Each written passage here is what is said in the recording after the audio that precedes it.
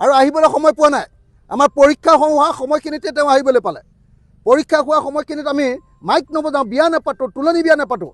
সেই সময়ত মোদী আহি আমাক ডিষ্টাৰ্ব কৰিবলৈ আহিছে। তো এৰোপ্লেনৰ খেলা দেখুৱাই, আমাক যাদু খেল দেখুৱাই, সাপৰ খেল দেখুৱাই, যাদু খেল যে দেখুৱাই এনেকৈ এইটো বজাই, সেইটো দেখুৱাই আমাৰ অসমৰ মানুহৰ পৰা ভোট দিবলৈ আহিছে।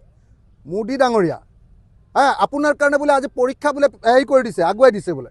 এতিয়া ইলেকশ্যনৰ সময়ত আহি এৰোপ্লেনৰ খেলা দেখুৱাবলৈ আহিলে হ'ব নেকি? অসমীয়া মানুহে কি এনেকৈ আপোনাৰ যাদু খেল চাই ভোট দিব নেকি? মোদীয়েতো এৰোপ্লেনৰ খেলাহে দেখুৱাবলৈ আহিছে। আমাক এৰোপ্লেনৰ খেলা কেলৈ লাগে?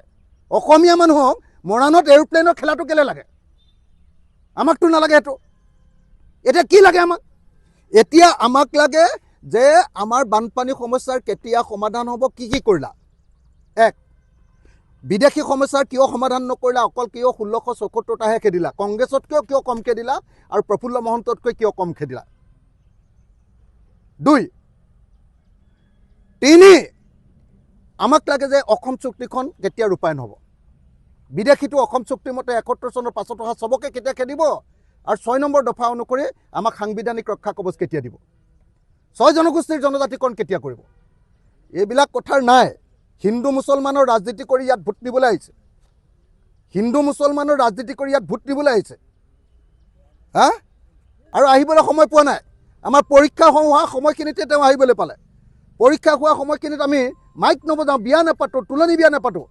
সেই সময়ত মোদী আহি আমাক ডিষ্টাৰ্ব কৰিবলৈ আহিছে। তো এৰোপ্লেনৰ খেলা দেখুৱাই, আমাক যাদু খেল দেখুৱাই, সাপৰ খেল দেখুৱাই, যাদু খেল যে দেখুৱাই এনেকৈ এইটো বজাই, সেইটো দেখুৱাই আমাৰ অসমৰ মানুহৰ পৰা ভোট দিবলৈ আহিছে। মোদী ডাঙৰীয়া আপোনাৰ কাৰণে বোলে আজি পৰীক্ষা বোলে হেৰি কৰি দিছে, আগুৱাই দিছে বোলে। এতিয়া ইলেকশ্যনৰ সময়ত আহি এৰোপ্লেনৰ খেলা দেখুৱাবলৈ আহিলে হ'ব নেকি? অসমীয়া মানুহে কি এনেকৈ আপোনাৰ যাদু খেল চাই ভোট দিব নেকি? মোদীয়েতো এৰোপ্লেনৰ খেলাহে দেখুৱাবলৈ আহিছে। আমাক এৰোপ্লেনৰ খেলা কেলৈ লাগে? অসমীয়া মানুহক মৰাণত এৰোপ্লেনৰ খেলাটো কেলৈ লাগে? আমাকতো নালাগে সেইটো। এতিয়া কি লাগে আমাক? এতিয়া আমাক লাগে যে আমাৰ বানপানী সমস্যাৰ কেতিয়া সমাধান হ'ব, কি কৰিলা?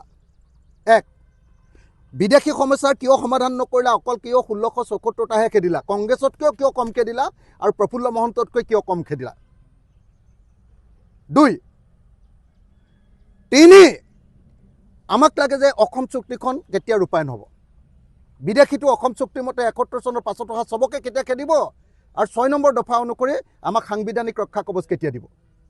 6 জনগোষ্ঠীৰ জনজাতিকৰণ কেতিয়া কৰিব? এইবিলাক কথাৰ নাই। হিন্দু মুছলমানৰ ৰাজনীতি কৰি ইয়াত ভোট দিবলৈ আহিছে। হিন্দু মুছলমানৰ ৰাজনীতি কৰি ইয়াত ভোট দিবলৈ আহিছে।